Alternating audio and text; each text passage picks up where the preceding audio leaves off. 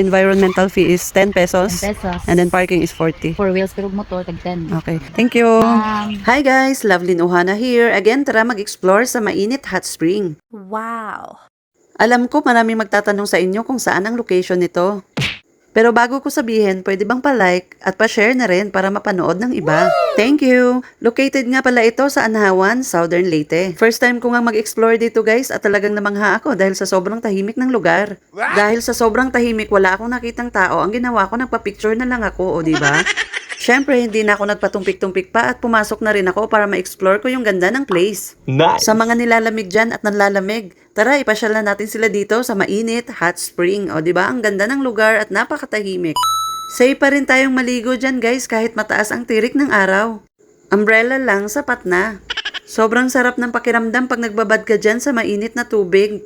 Pati kati-kati mo tanggal. Sa mga gustong pumunta dito guys, napakadali lang and talagang napakaganda ng lugar, hindi mo pagsisisihan.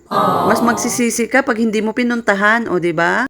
Kaya wag mo nang pag-isipan pa, arat na. Kailan ka pagagala? Pag matanda at uugod-ugod na? Kaya habang kaya pa ng tuhod, sugod. Hindi ko na nga napigilan guys at talagang plano ko nang lumusong at magbabad. Syempre, water test muna tayo, baka sa sobrang init maluto naman ako. Nung pumasa naman yung water sa QC, syempre hindi ko na pinatagal at lumusong na ako. O diba, ang sarap sa pakiramdam. Wow. So refreshing. Kaya sa mga nagbabalak na pumunta dito, kulayan nyo na ang mga plano nyo. Yes!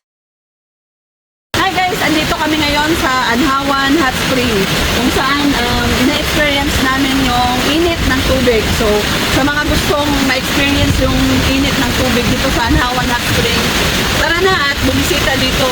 Lalong-lalo na dun sa mga iniwan at ng lamig. Malamig ba yung Valentine's mo? Tara na sa Anhawan at painitin natin yan. Woo!